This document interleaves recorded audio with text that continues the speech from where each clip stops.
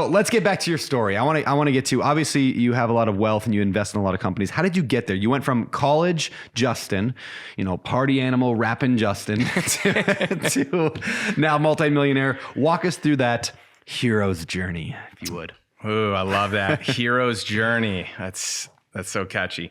So I think I just always had this desire to learn, to grow, to know. And I just had this, infatuation with what it'd be like to be a business owner, be an investor. I've had some books that kind of shifted, early on in my career. It was wanting to be an entrepreneur. Later on in my career, where I felt like I had done that and had succeeded and felt like I needed a new or different challenge, it was shifting to becoming an investor. So both of those two worlds are worlds I play in today that I love, that I'm excited about, but I also get bored pretty easily. So when I feel like I've mastered something, instead of getting better at it, I'm on to the next thing. I'm on to a new thing. So early on in my career, I worked with Cutco, and that's how I paid for college. I sold Cutco. Yeah. So that's how I graduated debt free. I don't know how else I would have, at that point. So you're doing door-to-door sales. Yeah. Well, is that what it was? Just begging your family and friends. Yeah. So you start with friends and family, and then you get referrals from them. So I never did like a true door-to-door there, but my first job I ever did, I did door-to-door sales. I sold newspaper subscriptions, literally in 7th grade, which is crazy to think about, like in the world we live in today, that as a 7th grader, I was going door-to-door in neighborhoods that were a ways away from my own neighborhood, that my boss drove a minivan. Actually, my first boss drove a station wagon with a bunch of us kids that went door to door. And then my next boss drove a minivan, and we literally just got dropped off for the night. So school got done. We would get picked up. We'd go out for the night, 3-4 hours, knock on doors, and then come home. And by the way, I was horrible. Like I was so bad at it. Like and this was a commission only job. But in 7th grade, I don't think you have a whole lot of options. And my parents said, hey, we're not the bank. If you want money, go get a job. So I did. I went through the, classified ads. I circled these, I called them, and this one hired me. So I was like, this is great. But after a couple of weeks, I had no sales, which means I wasn't making any money. There was no base.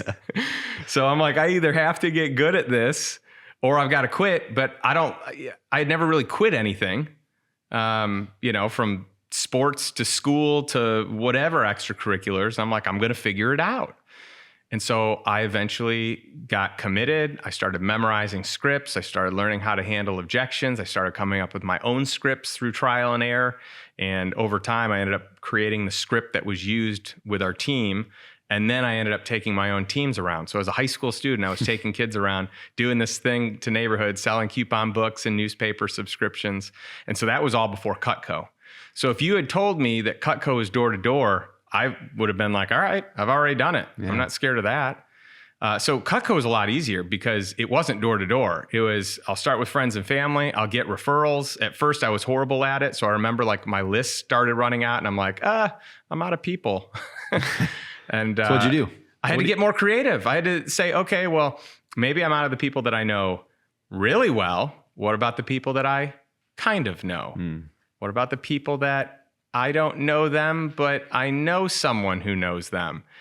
And every kind of iteration got me more out of my comfort zone and just kind of built my confidence that I could do it. And so like I had figured out how to finally succeed with newspaper subscriptions when I really was the worst person in the station wagon, right? Like I was a goose egg for at least 2 weeks.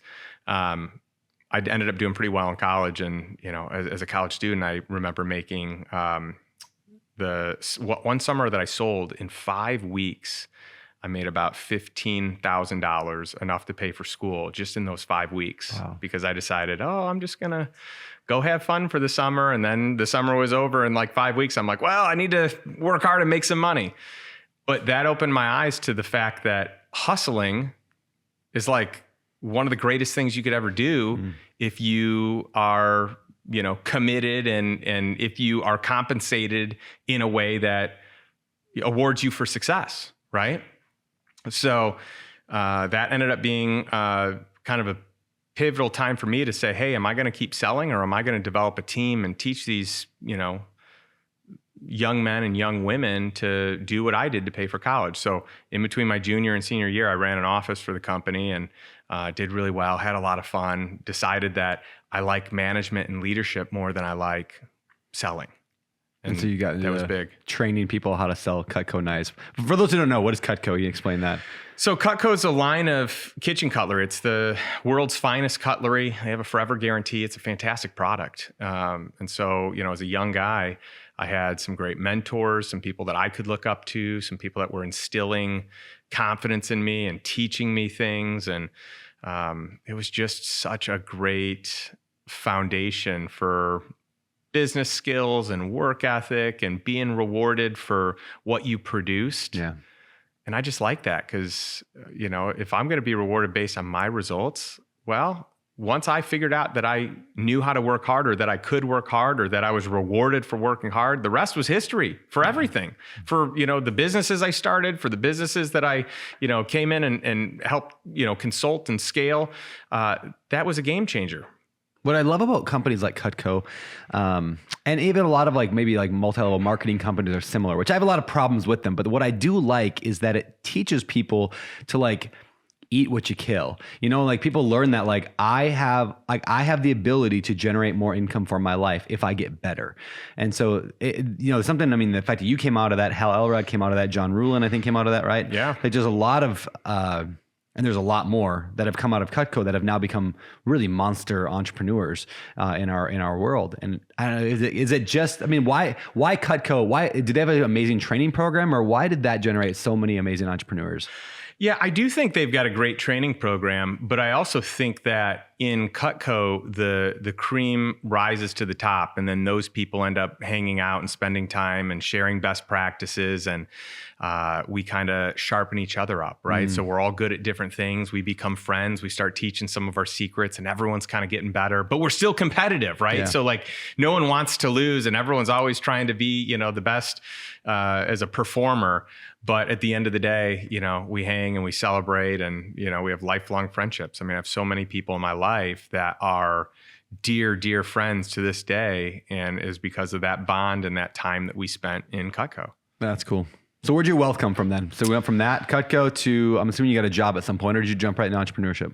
Yeah, I jumped, well, besides a stint working at Abercrombie and Fitch while I was at college, which wasn't the model in the front. It wasn't for the money. Yeah. I had several positions. I don't know that I ever had the physique to be, the model. Yeah. But I definitely was the greeter. They liked me being a greeter. Mm-hmm. I had to work my way up though, because I started, in the back stocking shelves. So, but I did that purely for the clothes. Sure. Right. I wanted cool clothes. Those were cool at the time. At least I understand they were. Maybe they weren't. I don't know. But all my money that I made there literally went to buy clothes. But that was the whole goal. That was the intention, because I knew that I could sell Cutco or, do other things to make the real money that I was making. So I found the hack. What's the least amount of hours I needed to work to be on the schedule to get the discount? Because I think he used to get 40 or 50% off. So that's what I did. That's fun. So that's really the only job I've ever had, right? Everything else has been, I was a sole proprietor. I was a 1099 and everything else. Starting in 7th grade, I was a 1099. Oh, funny. Which is hysterical to think about.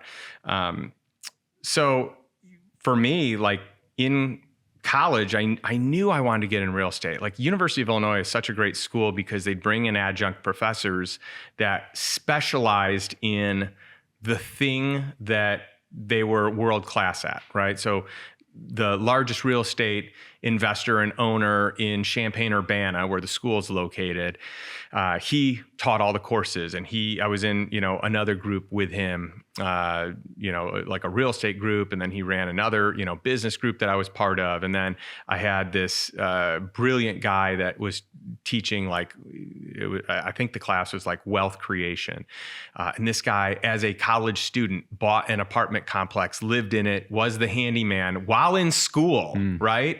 At the University of Illinois. It's just incredible. We had another guy that taught us arbitrage strategy, and it was mergers and acquisitions and spinoffs.